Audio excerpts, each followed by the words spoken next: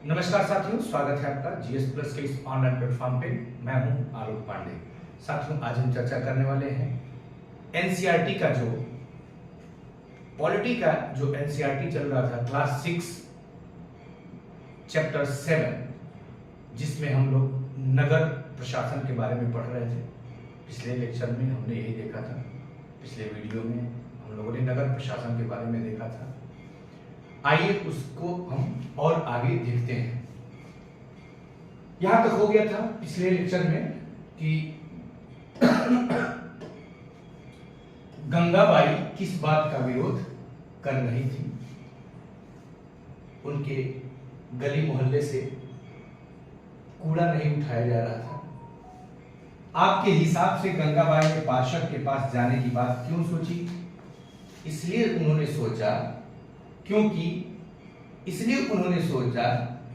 क्योंकि पार्षद को वोट उन्हीं लोगों ने दिया था और उनके अपने वार्ड के पार्षद जो था उसी के पास हो गई थी। किसी दूसरे वार्ड के पार्षद के पास जाएंगे तो उनकी बात को नहीं सुनेगा वो। आ रही बात समझ में? जैसे इसी तरह से विधानसभा क्षेत्र के लिए होता है। आप अपने विधानसभा क्षेत्र के विधायक के पास अपनी समस्या को लेकर के जाते हैं। फिर विधायक क्या करता है? संबंधित विभाग से जो भी जिस विभाग से जुड़ी हुई काम होता है तो उस विभाग के अधिकारी से संपर्क करके उस कार्य को कराता है। आ रही बात समझ में? और जब आयुक्त ने यह कहा कि शहर में ट्रकों की संख्या पर्याप्त नहीं है तो गंगाबाई ने क्या कहा? गंगाबाई ने यही कहा था कि अमीरों के घरों के सामने से, उनकी गलियों में से साफ सफाई कैसे हो जाती है, वहां से कूड़ा कैसे उठ जाता है।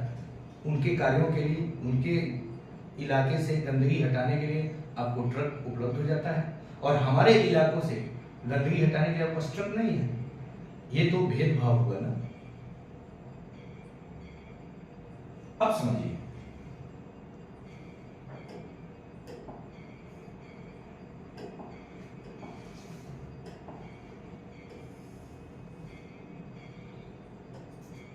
अब ये मुद्दा अभी तो एक क्लास 6 का है। चूंकि कूड़ा ही सही समय पे उठाया नहीं जाएगा, सड़कों से, गलियों से साफ सफाई की पर्याप्त व्यवस्था नहीं होगी तो स्वच्छ हवा में व्यक्ति सांस नहीं ले पाएगा। और आप जानते हैं सभी लोग मॉर्निंग वॉक करने निकलते हैं, घरों से बाहर निकलते हैं स्वस्थ होने के लिए, और स्वस्थ हवा में सांस लेना ये मानव का मौलिक अधिकार है। अनुच्छेद 21 के तहत सुप्रीम कोर्ट इस बात को डिफाइन किया है। ऑनरेबल सुप्रीम कोर्ट ने अपने निर्णय में दिल्ली में, जब आप जानते हैं ठंड के दिनों में, कोहरे के समय में दिल्ली में हेल्थ इमरजेंसी घोषित हो गया था और दिल्ली बंद कर दिया गया था। आई बात समझ में? तो कहीं ऐसे भी यदि मानव के मौलिक अधिकार, यहां पे मौलिक अधिकारों का हनन हो रहा है, आप डायरेक्ट पार्षद भी आपकी समस्या का समाधान नहीं कर रहा है, तो मैं इस गंगाबाई से कहना चाहता हूं कि आपको सुप्रीम कोर्ट का दरवाजा तक भी खटखटा सकती हैं, क्योंकि हमारे मूल अधिकार की रक्षा करने के लिए हाई कोर्ट और सुप्रीम कोर्ट दोनों मौजूद है। संविधान का संरक्षक कहा जाता है। आइए, यहां पे कह रहा है कि यह तो बिल्कुल बम्बैया सिनेमा की तरह सुखद अंत हुआ। माला ने कहा, माला ने क्या कहा कि बम्बैया सिनेमा की तरह सुखद अंत हुआ, यानी कि कमिश्नर उस बात को मान लिया कि ठीक है, मैं हटवा दूंगा। वह अपने आप को नेतृत्व करने वाली गंगाबाई की भूमिका में देखने का सपना देख रहे थे। सभी बच्चों को गंगाबाई की कहानी सुनकर बहुत मजा आया और उन्हें इसका आभास तो था। अब यह ध्यान रखिएगा, यहां बॉक्स में दिया गया है कि खाला के सेवानिवृत्त होने के बाद से क्या क्या बदला है।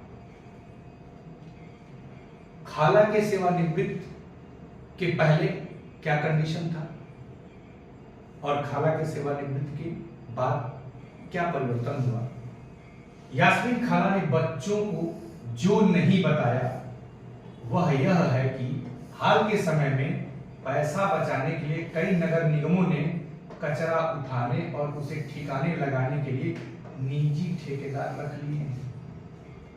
ये देख लीजिए, इसको निजीकरण कहते हैं। बहुत बढ़िया।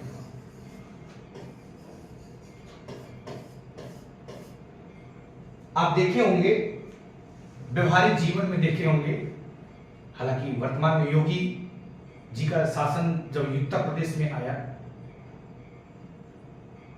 तो अब वो व्यवस्था तो नहीं रही जिस व्यवस्था की हम चर्चा करने जा रहे हैं। आप भी अपने आजू बाजू ये देखे होंगे कि बहुत से लोग प्राइमरी स्कूल में अध्यापक के तौर पर नियुक्त हो गए थे, लेकिन नियुक्ति के बाद वो विद्यालय में पढ़ाने नहीं जाते थे। दिल्ली, इलाहाबाद, लखनऊ जैसे बड़े बड़े शहरों में बैठ करके वो आईएएस और पीसीएस की तैयारी किया करते थे, और किसी दूसरे व्यक्ति को वहां पे रख देते थे लोग। 3,000, 2,000, 4,000, 5,000 दे करके रख देते थे लोग, और उन व्यक्तियों के द्वारा अध्यापन का कार्य किया जाता था। वह भी इसी निजीकरण की तरह से है। ये कब होता है? हाल के समय में, करंट सीनरी, पैसा बचाने के लिए। पर्पज क्या है? पैसा बचाने के लिए। हालांकि वहां पे अध्यापकों का पर्पज पैसा बचाना नहीं होता है। अध्यापकों का पर्पज ये था कि वो आगे के करियर अपना बनाना चाहते थे, लेकिन कहीं कहीं ये गलत है। लेकिन योगी जी ने जब शिकंजा कसा, सशक्त प्रशासन हुआ, तो सबको बड़े बड़े शहरों में जो बैठ करके पढ़ाई लिखाई कर रहे थे सबको छोड़ करके विद्यालय प्रांगण में पहुंचना पड़ा। इसको निजीकरण कहते हैं। इसका मतलब है कि अब यहां पे निजी ठेकेदार रख लिए गए हैं और वो कूड़ा उठाएंगे और कम पैसे में। नए कर्मचारियों की भर्ती नहीं, नए कर्मचारियों की भर्ती नहीं। ऐसा सरकार भी करती है, संविदा पे रख लेती है।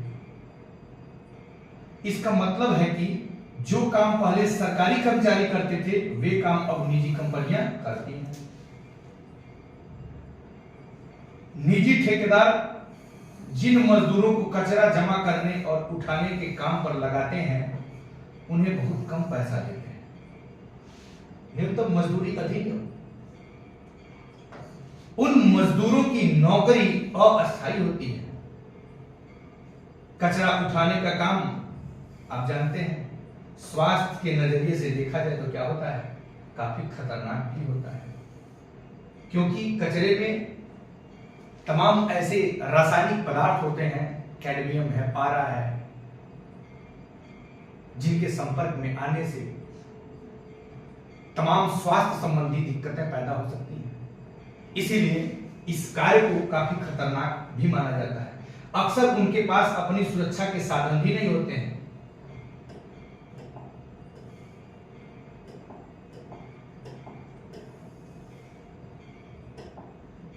अक्सर उनके पास अपनी सुरक्षा के साधन नहीं होते हैं।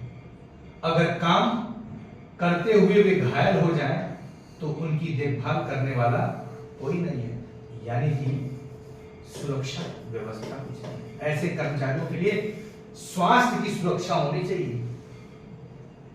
हेल्थ इंश्योरेंस सरकार के द्वारा कर देना चाहिए। हेल्थ इंश्योरेंस की बात यहां पे किया जा रहा है। ऐसे कर्मचारी जो खतरनाक कार्यों में लगे हुए हैं उनकी स्वास्थ्य संबंधी सुरक्षा की जिम्मेदारी सरकार को उठानी चाहिए। आगे हम देखते हैं,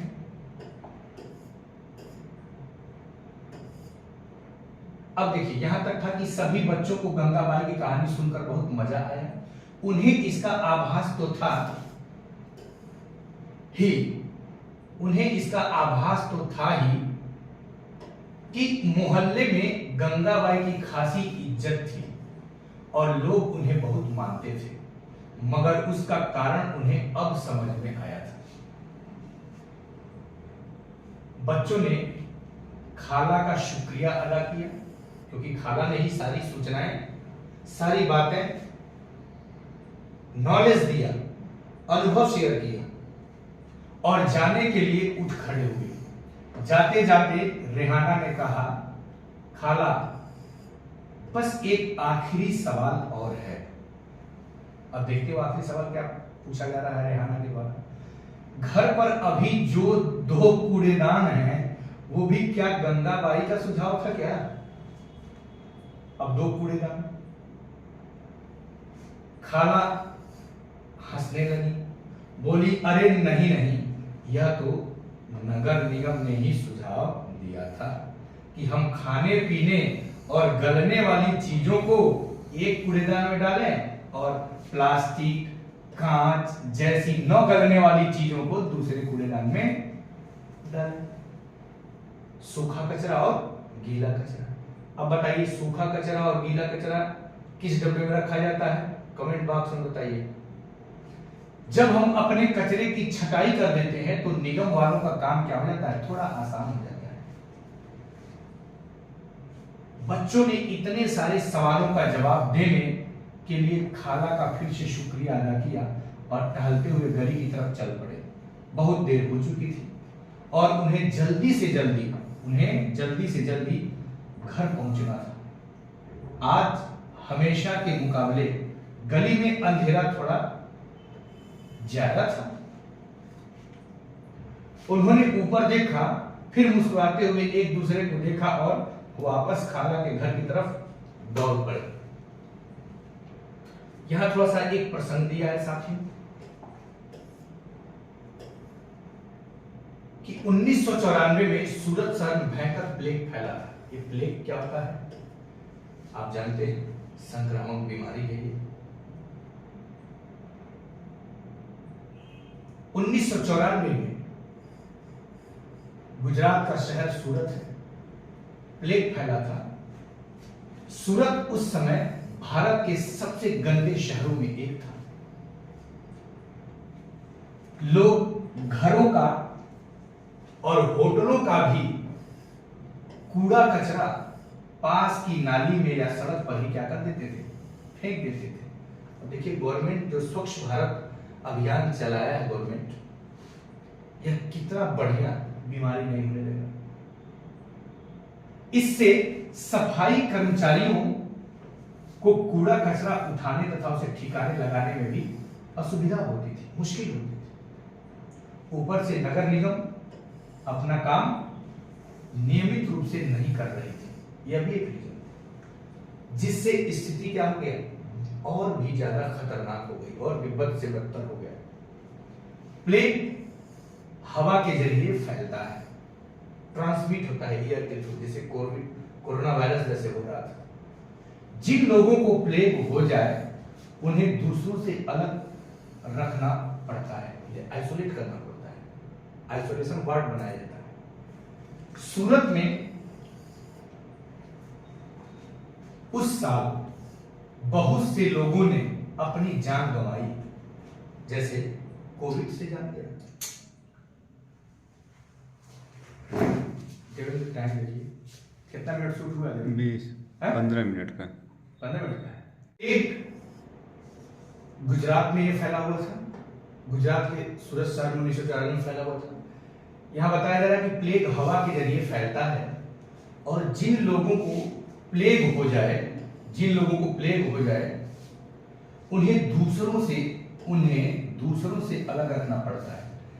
ठीक उसी तरह से कोविड के दौरान जिस व्यक्ति को कोरोना पॉजिटिव पाया जाता था उसे एक दूसरे से अलग रखना पड़ता था, स्वस्थ व्यक्ति से उन्हें अलग रखना पड़ता था। आइसोलेशन वार्ड बने हुए थे। सूरत में उस साल बहुत से लोगों ने अपनी जान गंवाई। करीब 3 लाख से अधिक लोगों को क्या हुआ? करीब 3 लाख से अधिक लोगों को शहर छोड़ देना पड़ा। प्लेग के डर में, ध्यान रखिएगा, प्लेग के डर ने यह अनिवार्य कर दिया कि नगर निगम मुस्तैदी से काम करे। अब नगर निगम के ऊपर क्या पड़ गया? दबाव बन गया। दबाव एक तरह से पड़ गया कि कूड़े कचरे का निस्तारण ये सही ढंग से करे, सारे शहर की अच्छी तरह से सफाई हुई। आज की तारीख में चंडीगढ़ के बाद भारत के सबसे साफ शहरों में दूसरा स्थान कौन है? सूरत का है। देखिए, न आपदा आया होता न सूरत का विकास हुआ होता। इसीलिए कहा जाता है कभी काल आपदाएं विकास का अवसर लेकर के आती हैं। क्या आप जानते हैं कि आपके मोहल्ले में कब और कितनी बार कूड़ा उठाया जाता है? आप जानते हैं सुबह सुबह बस आता है, शाम को तो आता नहीं है। क्या आपको लगता है कि सभी मोहल्लों में उतनी ही बार कूड़ा उठाया जाता है? यदि नहीं तो क्यों? चर्चा करें। अब देखिए, यही एनसीईआरटी की खूबसूरती है। अब देखिए, यहां पे लिखा हुआ है कि बॉक्स में कि क्या आप जानते हैं कि सरकार आपके करों से ही, आपके टैक्सेस से ही सड़कें, पुल, पार एवं गलियों में बिजली इत्यादि की व्यवस्था करती हैं। अपने परिवार में इस बारे में बातचीत करिए और करों से मिलने वाले 3 अन्य लाभों की सूची बनाइए। आ रही बात समझ में?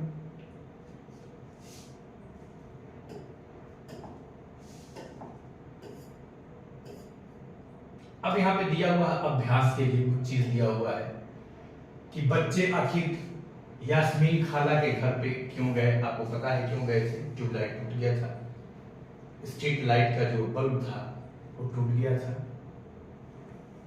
और आंटी के घर का जो कांच की खिड़की या बल्ब जो भी टूट गया था, तो उसके लिए जो जिम्मेदार था भाई, उनको इंडिविजुअल व्यक्ति का था, तो वो वहां पैसा उनको दे दिया जाता, भरपाई हो जाता। लेकिन अब बच्चों के समक्ष चुनौती आया कि भाई किसको दिया जाए? नगर निगम के, यदि लाइट नगर निगम का है तो नगर निगम कहाँ है, ये क्या काम करता है, इसको यदि पैसा देना हो, जुर्माना देना हो, तो इसका भुगतान करना हो तो कैसे देंगे? इन्हीं सब प्रश्नों को जानने के लिए बच्चे कहाँ जाते हैं? यास्मीन खाला। क्यों इनके पास जाते हैं? क्योंकि यास्मीन खाला के पास नगर निगम में कार्य करने का भरपूर अवसर होता है, अनुभव होता है, अवसर नहीं अनुभव रहता है। दूसरा, नगर निगम के कार्य शहर के निवासियों के जीवन को किस तरह प्रभावित करते हैं, ऐसे 4 तरीकों के बारे में लिखिए। तो लिखिए, एंसर राइटिंग करिए। इसी सेंसर राइटिंग विकसित होता है शुरुआती अवस्था में कि नगर निगम के कार्य शहर के निवासियों के जीवन को किस तरह से प्रभावित करते हैं। सड़कें हैं, रोशनी की विशेष व्यवस्था, कूड़ा करकट की सफाई, पेयजल की व्यवस्था, ये सब नगर निगम के द्वारा किया जाता है। आइए, फिर उसके बाद नगर निगम पार्षद कौन होता है? नगर निगम पार्षद नगर निगमों को कई वार्डों में सुविधा के लिए बांट दिया जाता है और प्रत्येक वार्ड का एक पार्षद होता है और उस पार्षद का उस वार्ड के प्रत्याशी, उस वार्ड के नागरिकों के द्वारा क्या किया जाता है? व्यक्तियों के द्वारा जिनका निर्वाचन सूची में नाम होता है, उनके द्वारा उनका चुनाव किया जाता है, इलेक्शन। गंगाबाई ने क्या किया और क्यों? गंगाबाई ने, आपको पता है क्या किया और क्यों किया? जब कमिश्नर बात नहीं मान रहे थे, उनकी समस्याओं का समाधान नहीं कर रहे थे, तो इन लोगों ने क्या किया? विरोध प्रदर्शन किया।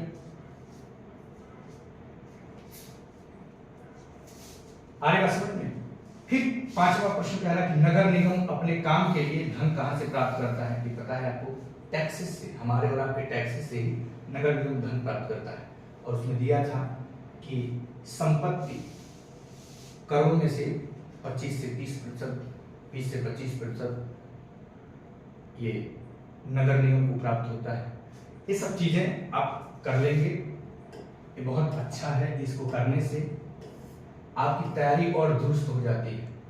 अब देखिए, यहाँ पे दिया हुआ है अभ्यास कार्य कभी छोड़ना नहीं चाहिए कि चर्चा कीजिए नीचे दिए गए चित्रों में कूड़ा इकट्ठा करने एवं उसको ठिकाने लगाने की विभिन्न विधियों को देखें। देखिए, कूड़ा कैसे इकट्ठा किया जाता है और उसको ठिकाने कैसे लगाया जाता है, इसके लिए विभिन्न विधियां हैं। चित्र 1 यहाँ पे दर्शाया गया, चित्र 1 में दिखाई दे रहा है, यहाँ कुछ जानवरों का चित्र है और कुछ, एक महिला है, एक पुरुष है और एक कचरे को अलग कर रहे हैं।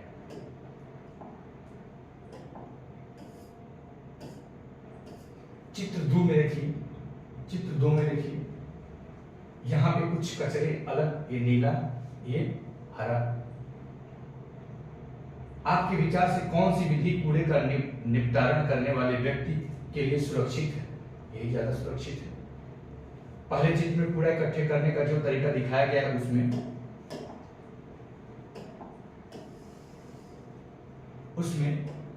क्या क्या जोखिम है, मैंने बताया था आपको कि उसमें तमाम ऐसी इलेक्ट्रॉनिक्स रीयूज्ड इक्विपमेंट होते हैं, यूज्ड इक्विपमेंट होते हैं जिनमें तमाम हैवी मेटल्स मौजूद होते हैं और उनके संपर्क में आने से मानव स्वास्थ्य को गंभीर समस्याएं उत्पन्न हो सकती हैं। तो निश्चित तौर पे पहले वाले चित्र में कूड़ा इकट्ठा करने का जो तरीका दिखाया गया वो मानव के लिए हानिकारक है, स्वास्थ्य संबंधी दिक्कतें पैदा कर सकती हैं। गौ में दे रहा है, आप क्या सोचती हैं कि जो लोग नगर निगमों में काम करते हैं उनके पास अपने कूड़े के निपटारे की व्यवस्थित सुविधाएं क्यों नहीं है? क्या आप सोचती हैं कि जो लोग नगर निगमों में काम करते हैं अर्थात उनके कर्मचारी, उनके पास अपने कूड़े के निपटारण की व्यवस्थित सुविधाएं क्यों नहीं है? उनके लिए कोई स्पेशल सुविधाएं क्यों नहीं है, ये पूछा जा रहा है। इसलिए स्पेशल सुविधा नहीं है उनके लिए क्योंकि उनमें और आप में कोई फर्क नहीं है, चाहे वो नगर निगम के कर्मचारी हो, चाहे नगर निगम के अधिकारी हो, और चाहे आप नगर निगम के कर्मचारी ना हो। आज बात समझ में, दोनों में कह रहा है कि शहर में बहुत सारे लोग घरेलू नौकरों की तरह काम करते हैं और दूसरे के घरों को साफ रखते हैं, उसी तरह बहुत से लोग क्या करते हैं, नगर निगम के लिए काम करते हैं और शहर को साफ सुथरा रखते हैं। इसके बावजूद जिन बस्तियों में वे रहते हैं अर्थात झुग्गी झोपड़ियों में रहते हैं या वो जहां रह रहे होंगे, हो सकता कहीं किसी दूसरे इलाके में रहते हैं, दूसरे बस्ती में रहते हैं, वहां काफी गंदगी होती है। इसका कारण यह है कि इन बस्तियों में पानी एवं सफाई की सुविधा विरले ही होती है।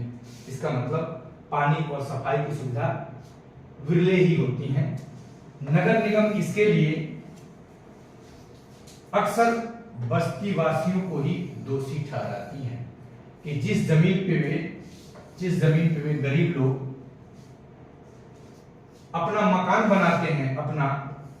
बनाते हैं वह उनकी नहीं होती है और न ही वे सरकार को कोई कर देते हैं। देख लीजिए, अर्थात उस सरकारी जमीन पे अनधिकृत तरीके से रहते हैं, अनऑथराइज्ड तरीके से वहां मकान बना करके रहते हैं और न ही सरकार को कोई टैक्सेस देते हैं, कोई कर देते हैं। जबकि मध्य वर्ग के रिहायशी इलाकों में पार्क बनाने, गलियों में रोशनी की व्यवस्था करने और नियमित कूड़ा जमा करने आदि के काम पर है जितना नगर निगम खर्च करता है उसकी तुलना में वहां रहने वाले लोग बहुत कम कर देते हैं। जितना नगर निगम खर्च करता है उसकी तुलना में लोग बहुत कम कर देते हैं। देखिए, उसकी तुलना में वहां रहने वाले लोग बहुत कम कर देते हैं। पाठ में भी आपने पढ़ा है कि नगर निगम को, देख लीजिए, नगर निगम को संपत्ति कर से 25 से 30% ही आय होती है। संपत्ति कर से क्या आपको लगता है कि निगम को बस्तियों की सफाई पर ज्यादा खर्च करना चाहिए? यह क्यों महत्वपूर्ण है और यह क्यों जरूरी है कि शहर में नगर निगम जो सुविधाएं धनी व्यक्तियों को मुहैया कराता है वही गरीबों को भी मिले।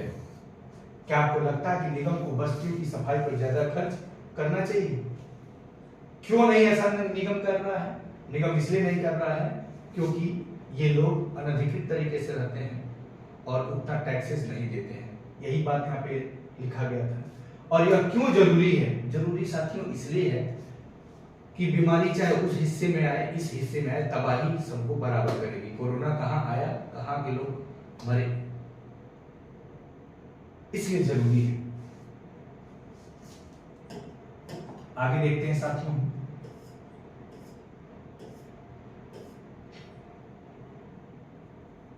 अब आता है इसका सामाजिक एवं राजनीतिक जीवन। कह रहा है 8वें बिंदु में कह रहा है कि नीचे दिए गए चित्र को देखें। यहाँ पे चित्र दिया गया है और ये चित्र किसका है? महात्मा गांधी के बारे में दिया गया है। स्वच्छ भारत एक कदम स्वच्छता की ओर, और उसके बारे में बताया गया है 2 अक्टूबर 2014 है ना। 2 अक्टूबर 2014 से इसकी शुरुआत हुई और इसका स्लोगन है एक कदम स्वच्छता की ओर। क्या है स्लोगन? एक कदम स्वच्छता की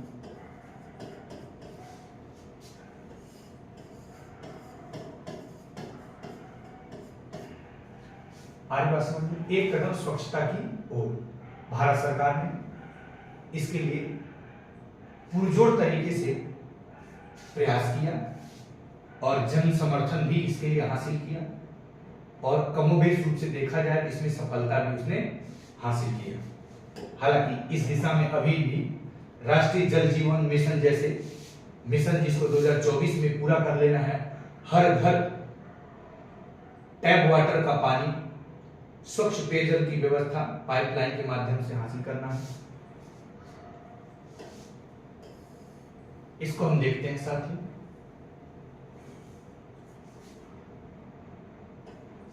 भारत सरकार ने देश भर के ग्रामीण और शहरी क्षेत्रों में सफाई को बढ़ावा देने के लिए, इसको सफाई को बढ़ावा देने के लिए 2 अक्टूबर 2014 को, कब? 2 अक्टूबर 2014 को स्वच्छ भारत मिशन का शुभारंभ किया। क्या किया? स्वच्छ भारत मिशन का शुभारंभ किया। स्वच्छ भारत स्वच्छ विद्यालय अभियान के तहत विद्यार्थियों के बीच स्वच्छता और साफ सफाई के बारे में जागरूकता पैदा करने के लिए स्कूलों में कई गतिविधियां भी चलाई जा रही हैं ताकि बच्चों में अवेयरनेस बढ़े। एक चीज छोटी सी बात आपको बता रहा हूं साथियों, स्वच्छता जो है, साफ सफाई, स्वच्छता, यह राज्य सूची का विषय, ध्यान रखिएगा। एक किस सूची का विषय है? राज्य सूची का। आप जानते हैं ना, 7वीं अनुसूची संविधान की 7वीं अनुसूची जो है, 7th शेड्यूल जो है, उसमें 3 तरह की सूचियों की बात की गई है। संघ सूची,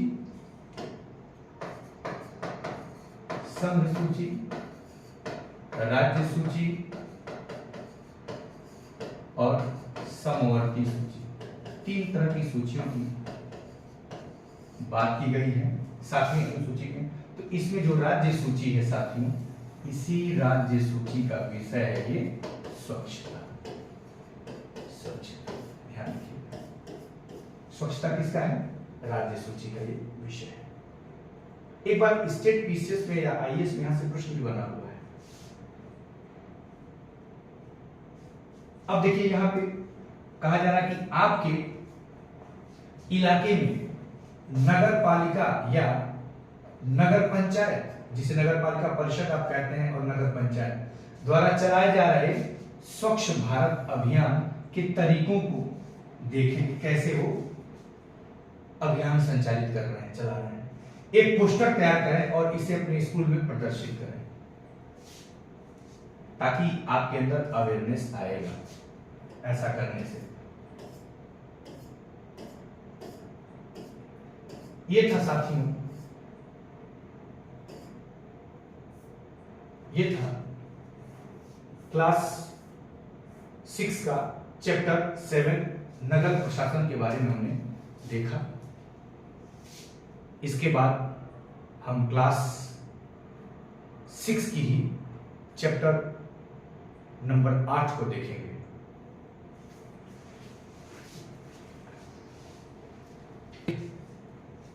ये देखिए चैप्टर 8 है, चैप्टर 8। ये इकाई को क्या है?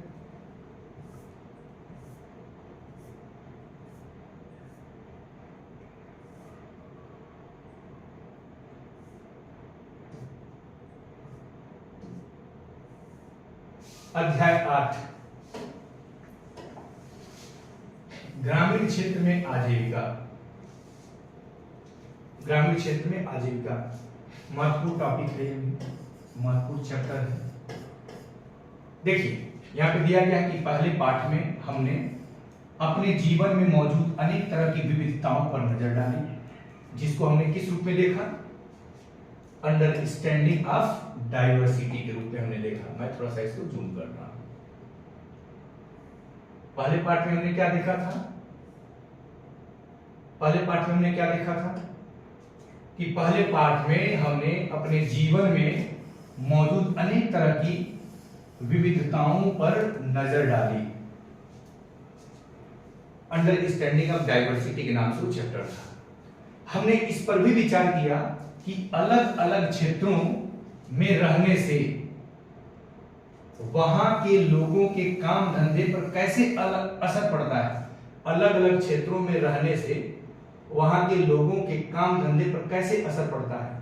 वहां पर पाए जाने वाले पेड़ पौधे, वहां की फसलें या दूसरी चीजें किस तरह उनके लिए महत्वपूर्ण हो जाती हैं।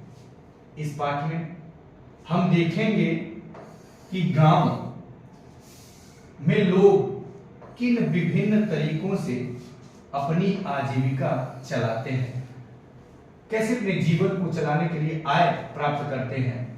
पहले दो पाठों की तरह यहां भी हम इसकी पड़ताल करेंगे कि क्या लोगों के पास आजीविका चलाने के समान अवसर उपलब्ध हैं या नहीं।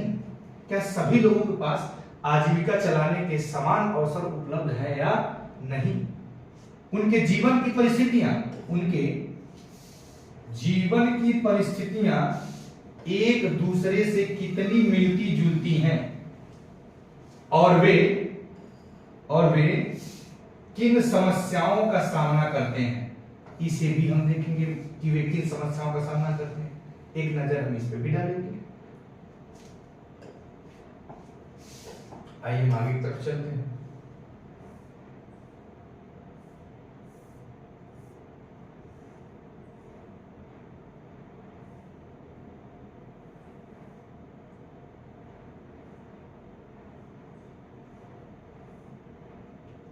अब देखिए यहां पे दिया हुआ है, तस्वीर दिया हुआ है, चित्र दिया हुआ है। कुछ लोग क्रिकेट खेल रहे हैं, कुछ लोग टेबल टेनिस खेल रहे हैं, कुछ लोग कुछ कर रहे हैं। अलग अलग कार्यों में सब लोग इन्वॉल्व, कोई स्पोर्ट्स खेल रहा है, कोई किचन में काम कर रहा है, कोई खेती कर रहा है।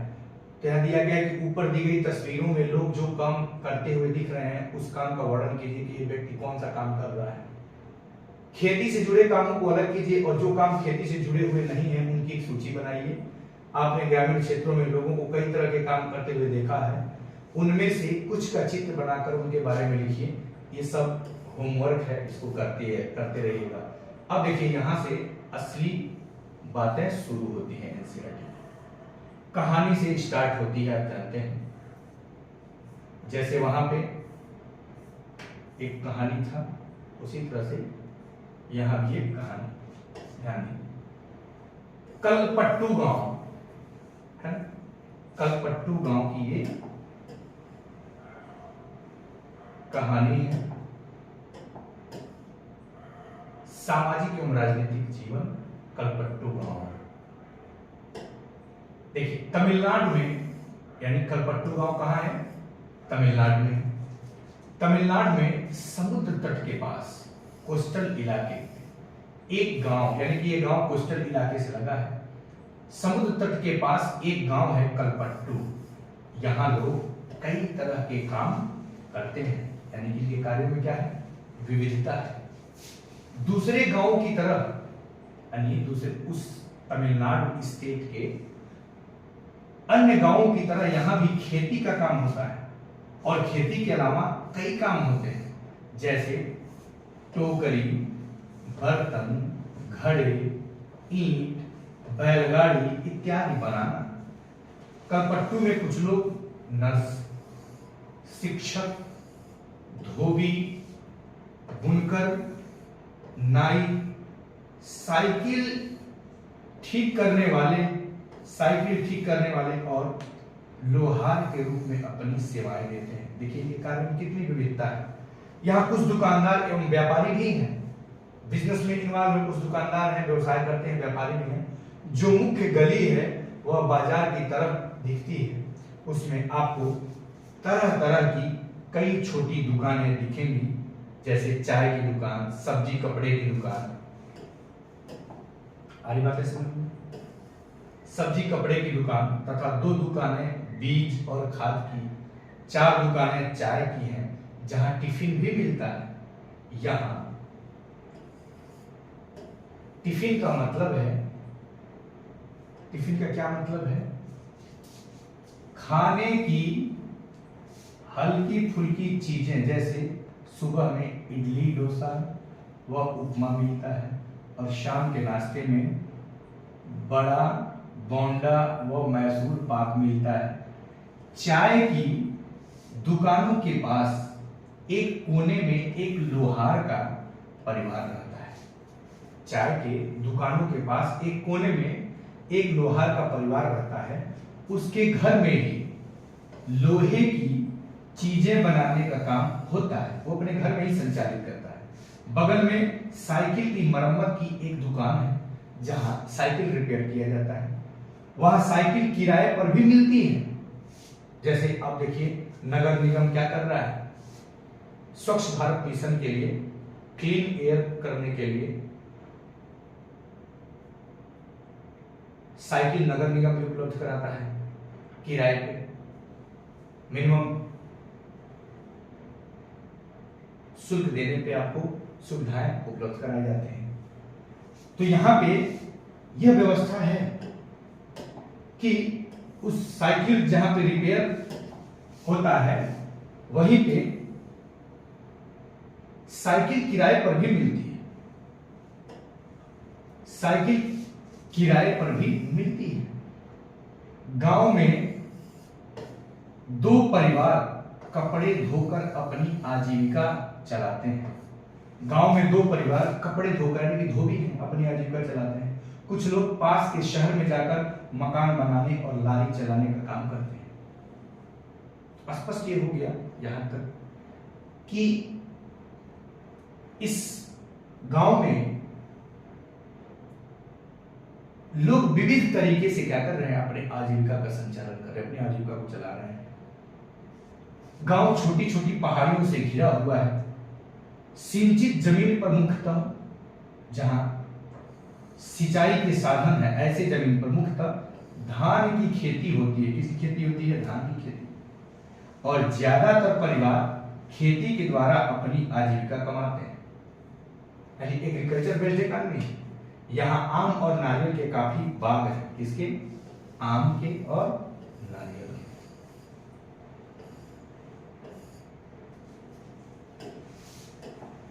यहाँ आम और नारियल के काफी बाग हैं।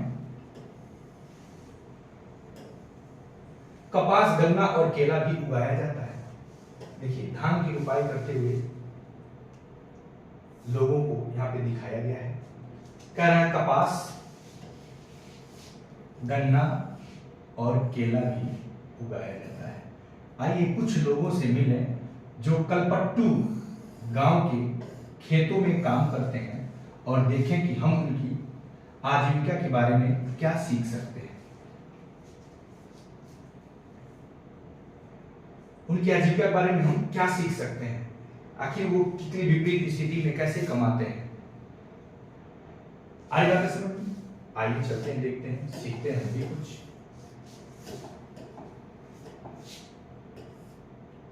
धान की रोपाई कमर तोड़ काम होता है। देखिए, झुक करके आपको क्या करना पड़ता है, धान की रोपाई करना पड़ता है, और पूरी कीचड़, खेतों में पूरा कीचड़ भरा रहता है। कितनी विपरीत स्थिति में ऊपर से बारिश भी हो जाता है, मैदान छोड़ के भागते नहीं है, खेत छोड़ के भागते नहीं है, ऑफिस में अपना काम नहीं संचालित कर रहे हैं। धूप, एसी नहीं लगा है इनके ऑफिस में, इनके ऑफिस में एसी नहीं लगा है, ना ही ब्लोअर लगा हुआ है। ठंड के दिनों में गेहूं की सिंचाई करनी हो तो ब्लोअर नहीं लगेगा, हालांकि यहाँ पे गेहूं की खेती नहीं होती है, ये अलग बात है, मैं किसान का पर्टिकुलरली कर रहा हूं। अब देखिए यहाँ पे तुलसी के बारे में बात किया जा रहा है। हम सब यहाँ रामलिंगम की जमीन पर काम करते हैं। तुलसी एक कलपट्टू गांव में काम करने वाली एक मजदूर है। हम सब यहाँ रामलिंगम की जमीन पर काम करते हैं। उसके परिवार के पास कलपट्टू में 20 एकड़ धान के खेत हैं।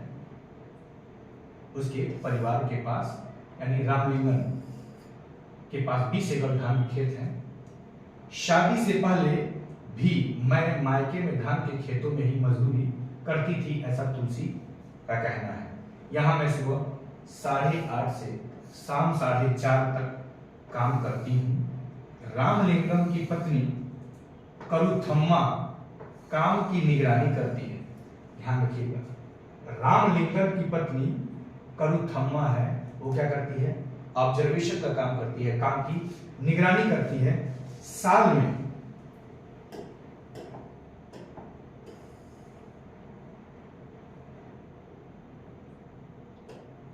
में कुछ ही मौके ऐसे होते हैं जब मुझे नियमित रूप से मजदूरी मिलती है। यानी कि चूंकि खेती का कार्य आप जानते हैं सीजनल होता है, धान की रोपाई हो गई तो फिर काम अब नहीं मिलना है खेतों में, फिर जब धान की निराई होगी,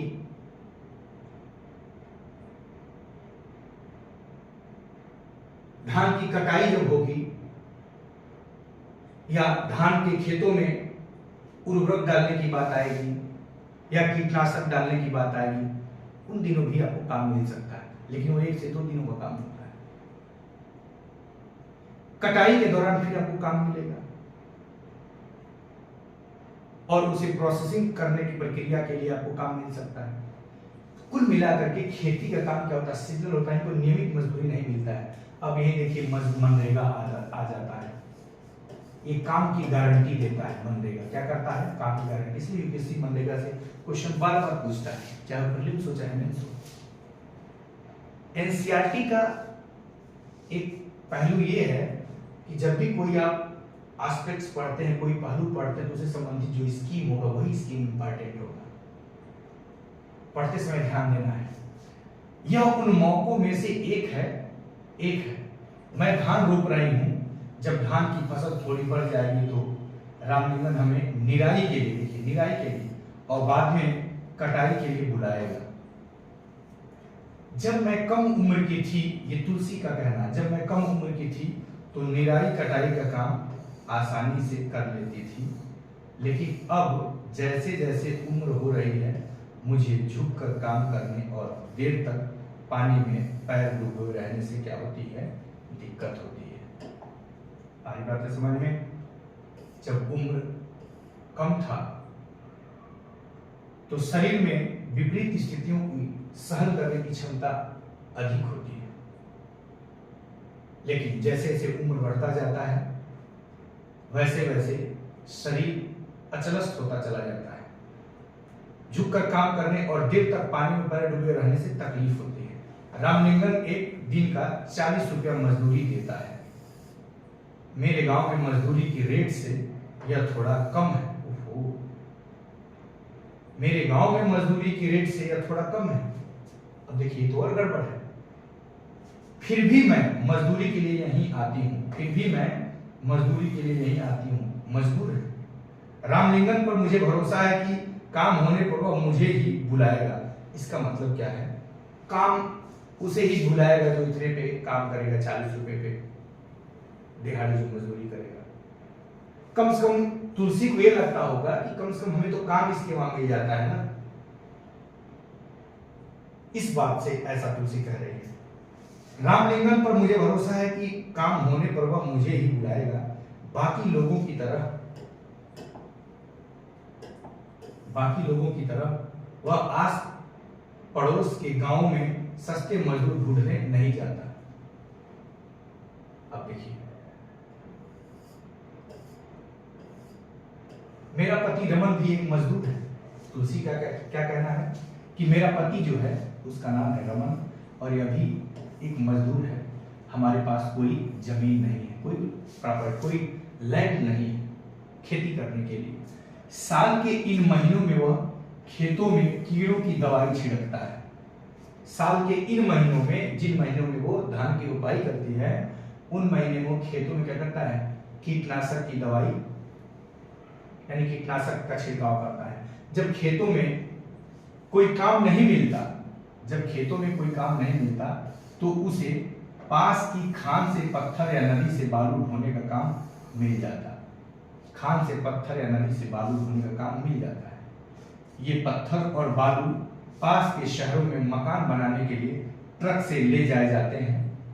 खेत में काम करने के अलावा मैं घर का सारा काम करती हूँ।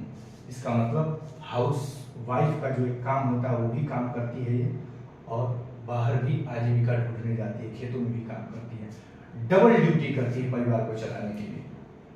खेत में काम करने के बाद मैं घर का सारा काम करती हूँ। मैं घर में सबके लिए खाना पकाती हूँ, कपड़े धोती हूँ और सफाई करती हूँ।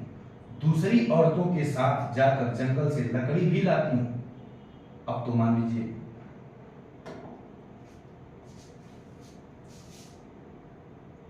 मान लीजिए सिलेंडर सरकार दे रही है और आप सिलेंडर का इस्तेमाल कर रहे हैं। अब आपको लकड़ी काटने तो नहीं जाना पड़ेगा। आप जान रहे हैं हम किस मिशन की तरफ, किस स्कीम की तरफ इशारा कर रहे हैं, जो बलिया के उत्तर प्रदेश से जिसकी शुरुआत हुआ था। कमेंट में जरूर लिखिए कि वो स्कीम कौन सा स्कीम था। ध्यान रखिए, मैं घर में सबके लिए खाना बनाती हूँ, कपड़े धोती हूँ, सफाई करती हूँ। दूसरी औरतों के साथ जाकर जंगल से लकड़ी भी लाती हूँ। गांव से करीब 1 किलोमीटर दूर बोरवेल है जहां से पानी लेकर आती हूँ। मेरा पति घर का सामान जैसे साग सब्जी खरीदने में मेरी मदद करता है। कोऑपरेटिव हस्बैंड है।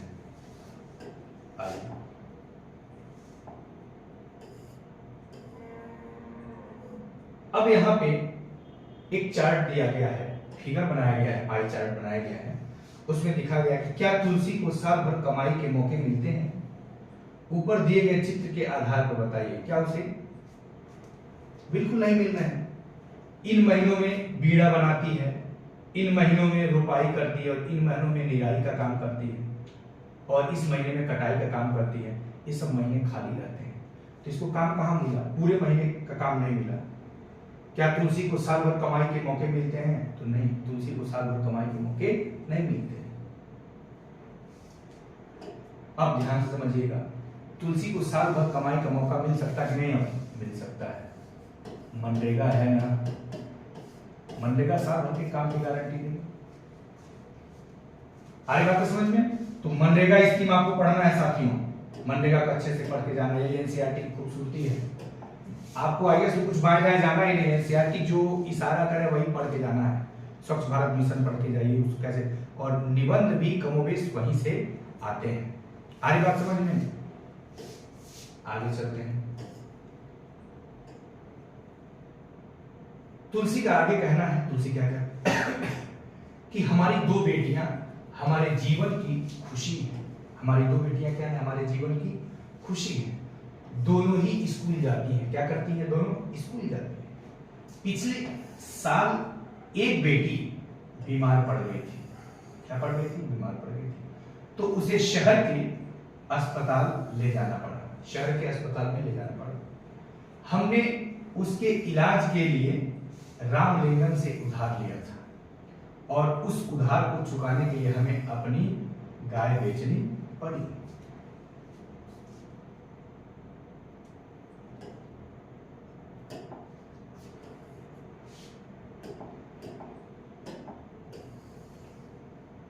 अब देखिए यहाँ पे चार्ट दिया हुआ है कि तुलसी के काम का विवरण दीजिए कि तुलसी कौन कौन से काम करती है और यह रमन के काम से कैसे अलग है। रमन के काम से कैसे यह अलग है? रमन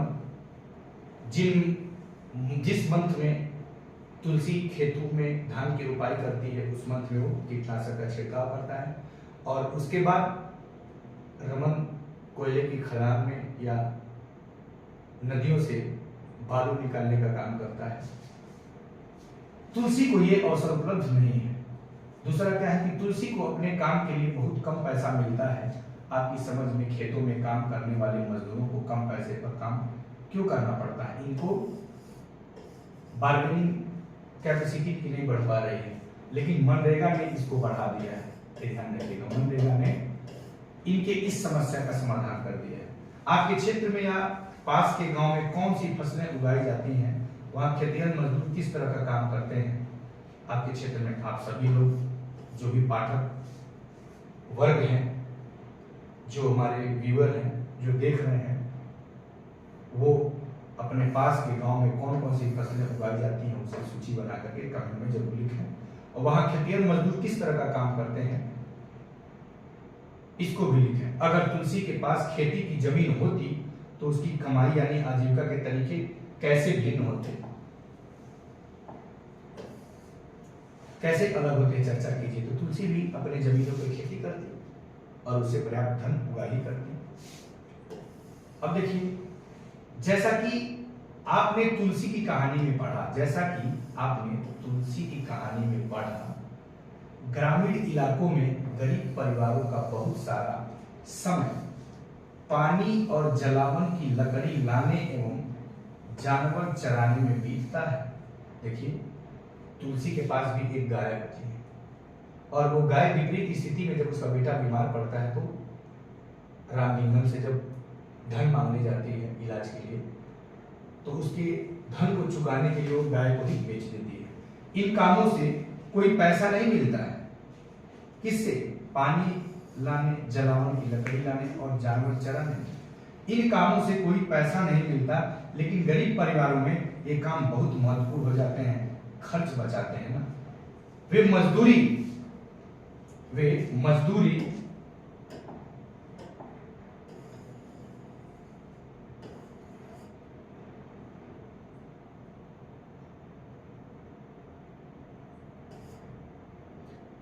मजदूरी से जो थोड़ा सा पैसा कमाते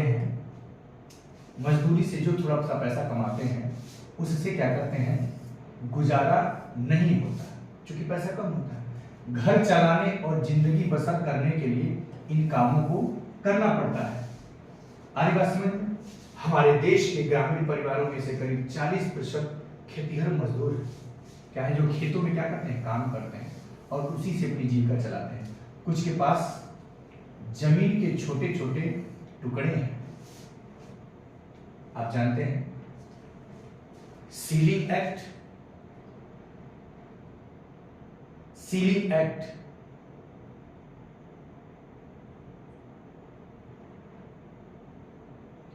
हदबंदी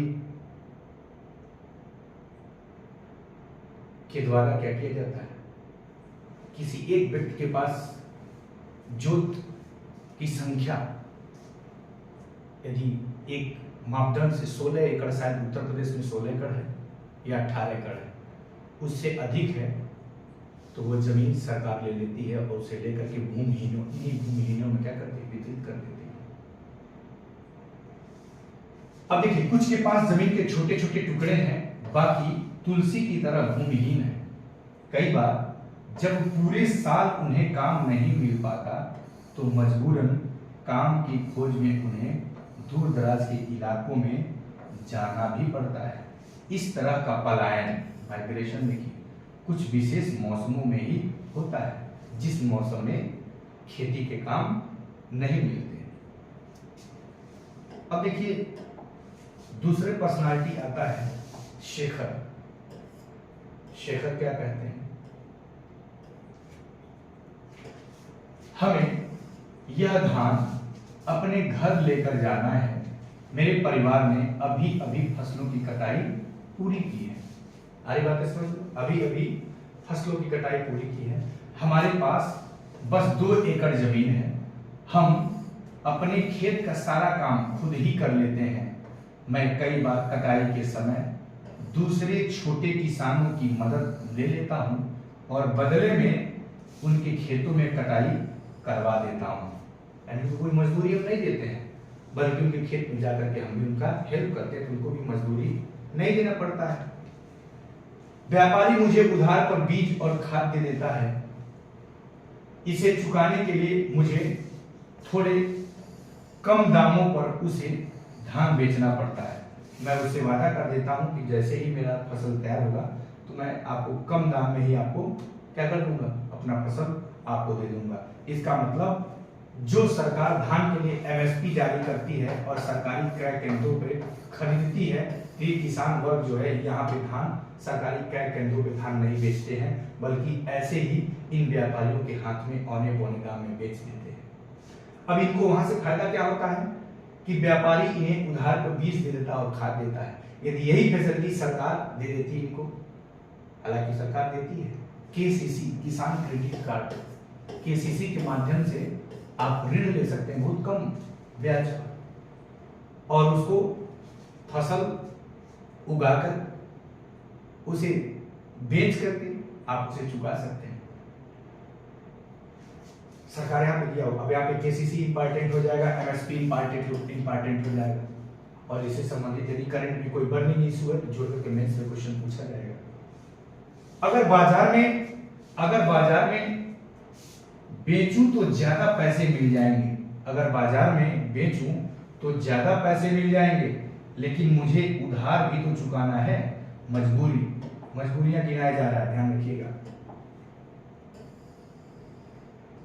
जैसे बैंक से लोग ऋण लेने में कतराते हैं, गांव के लोग, और साहूकारों सेठों के कर्ज के संकट में फंस जाते हैं, उनका इंटरेस्ट भी ज्यादा होता है। सरकार हालांकि उससे बचाने के तमाम प्रयास करती है, फिर भी लोग फंस जाते हैं। लेकिन मुझे उधार भी तो चुकाना है। व्यापारी ने किसानों को याद दिलाने के लिए अपना एजेंट भेजा है कि जिन किसानों ने उधार लिया है वे उसी को अपना धान बेचें, और मजबूर हो गए।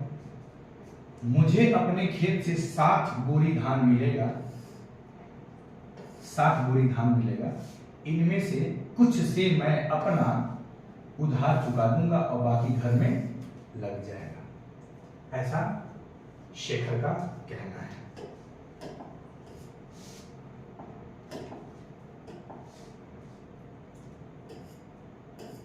अब देखिए, लेकिन मेरे हिस्से में जो आता है, वह सिर्फ 8 महीने तक ही चल पाता है, सिर्फ 8 महीने तक ही चल पाता है। इसलिए मुझे और पैसा कमाने की जरूरत पड़ती है, इसके लिए मैं रामलिंगम की चावल की मिल में काम करता हूं। देखिए, ये वही रामलिंगम है जिसके 20 एकड़ धान की खेत हुआ करता था। वहां मैं पड़ोसी गांव के किसानों से धान इकट्ठा करने में उसकी मदद करता हूं, रामलिंगम की।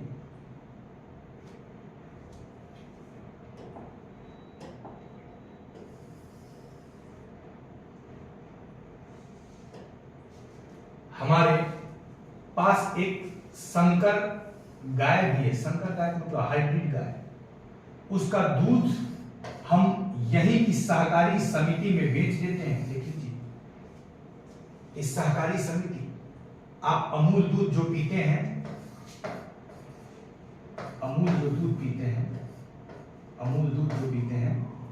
वो सहकारी समिति के माध्यम से ही संचालित होता है। इससे रोज के खर्चे के लिए थोड़ा और पैसा मिल जाता है। यानी कि देखा जाए तो जो दुधारू पशु हैं वो किसानों की आजीविका के साधन बन सकते हैं, महत्वपूर्ण साधन बन सकते हैं, और विपरीत स्थिति में उनकी मदद भी कर सकते हैं। अब देखिए कर्ज लेने पर, जैसा कि आपने ऊपर पढ़ा, कई बार शेखर जैसे किसान जरूरी चीजें खरीदने के लिए पैसा कर्ज लेते हैं। इसके लिए सरकार केसीसी जैसी सुविधा दी है। अक्सर ये पैसा बीज, खाद और कीटनाशक खरीदने के लिए साहूकार से कर्ज लेते हैं।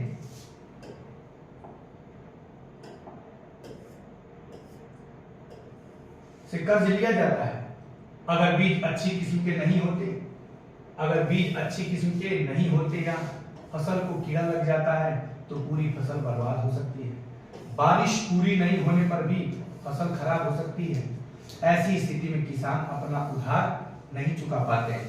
आगे बात सुनिए। कई बार परिवार चलाने के लिए उन्हें और पैसा कर्ज के तौर पे लेना पड़ता है।